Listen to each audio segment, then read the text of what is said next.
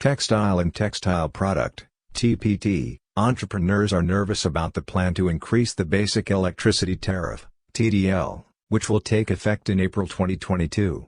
Secretary-General of the Indonesian Filament Yarn and Fiber Association, APSIFI, Retma Gita Wirawasta said that the increase in TDL will almost certainly be responded to by industrialists by increasing the price of the final product.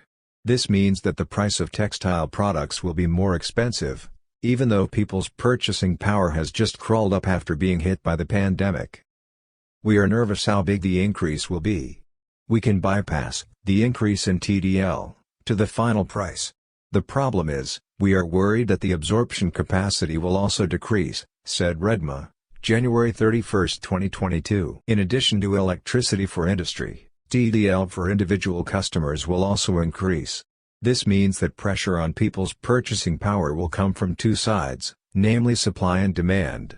Not to mention there is a risk of pressure from increasing the value-added tax, VAT, to 11% starting April 1, 2022.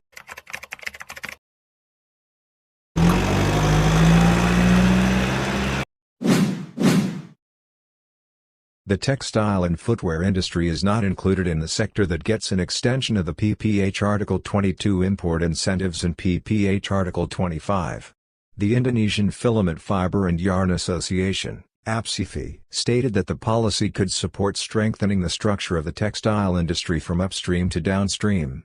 Secretary-General of APSIFI, Retma Gita Wirawasta, said that the procurement of imports no longer received incentives. It would provide an opportunity for the domestic textile raw material industry to grow. We strongly agree that the incentives will be abolished for the textile industry. We already have good upstream-downstream integration. Do not let imports be given incentives, which will eventually damage the order of upstream-downstream integration, said Retma, Wednesday, February 2, 2022. In addition, the procurement of raw materials from abroad has actually been regulated with facilities for easy import for export destinations, KITE, and bonded zones. So we are not worried that even if the incentives are revoked, exports will not be disrupted, he continued.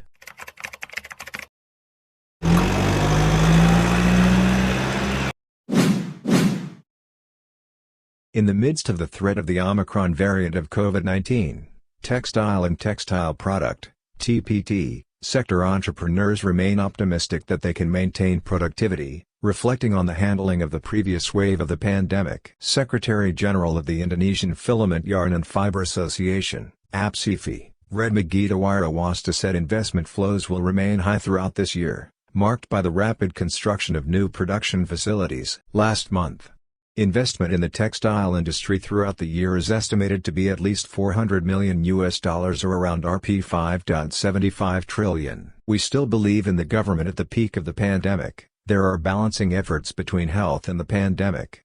We hope this Omicron, the government can overcome it with the same thing, said Retma, Wednesday, February 2, 2022. He continued that the vaccination rate among TPT sector workers is already quite high and is now being encouraged to inject booster doses. In addition, health protocols are still being applied both inside and outside the production facility.